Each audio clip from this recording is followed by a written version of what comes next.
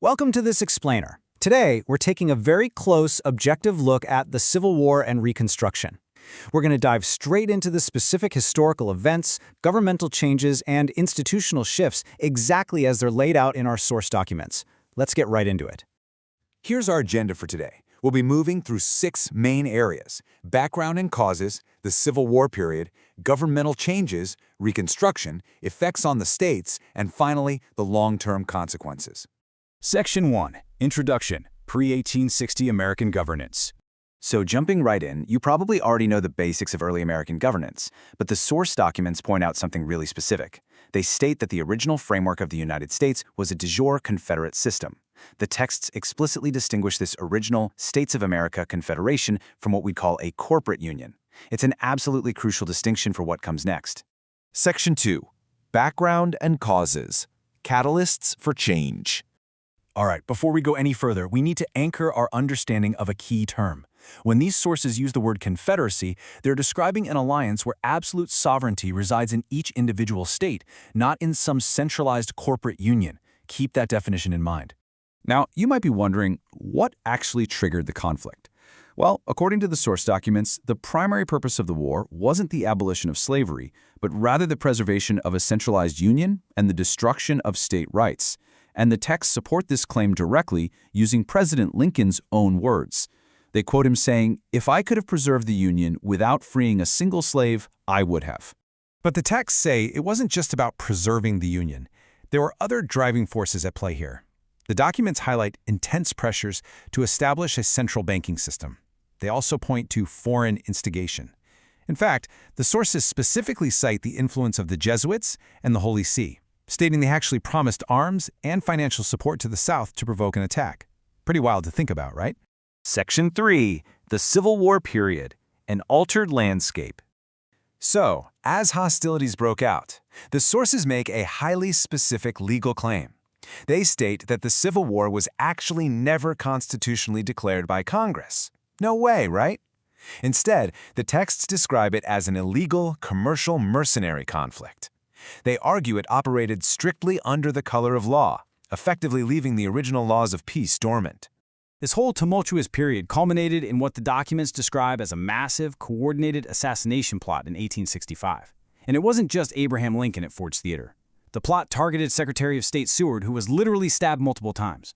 It targeted Vice President Johnson, though his assassin backed out.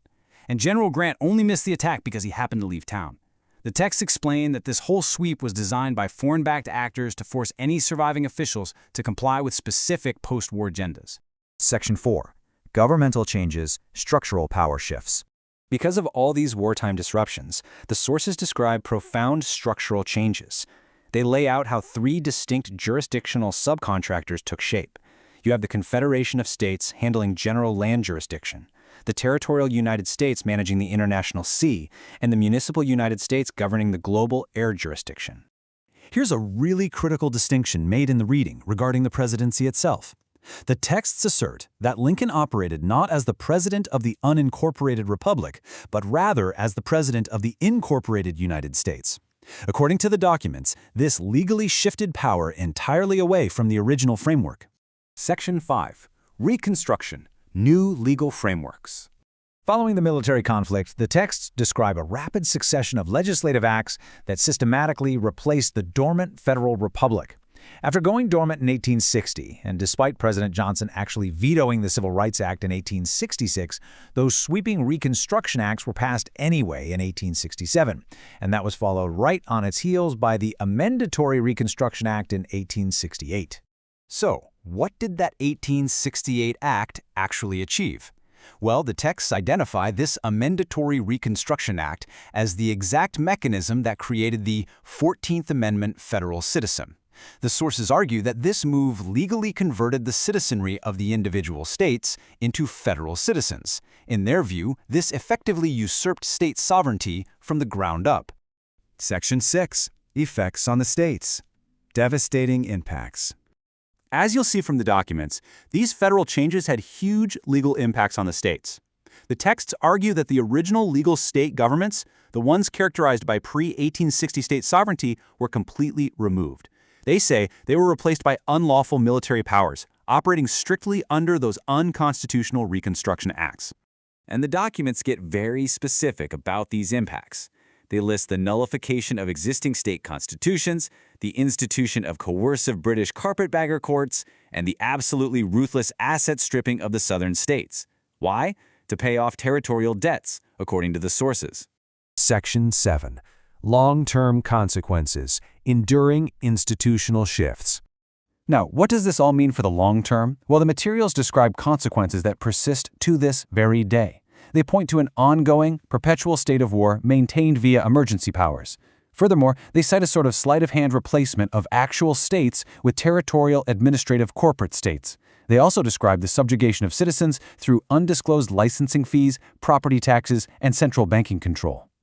Ultimately, the texts describe these historical shifts as a massive, institutionalized breach of trust. They literally call it a national-level identity theft promoted by misdirected public employees, and the result, the unlawful political conversion of the American people, completely without their full disclosure or consent.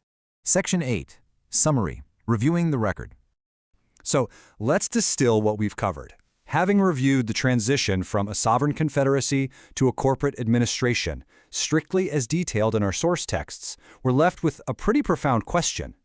If the original federal republic has been dormant since 1860, what mechanisms are required to completely rebuild and restore the original federation of states? It's a compelling question raised by the documents, leaving us to really consider how the public might go about reclaiming their original political status. Thanks for joining me for this explainer.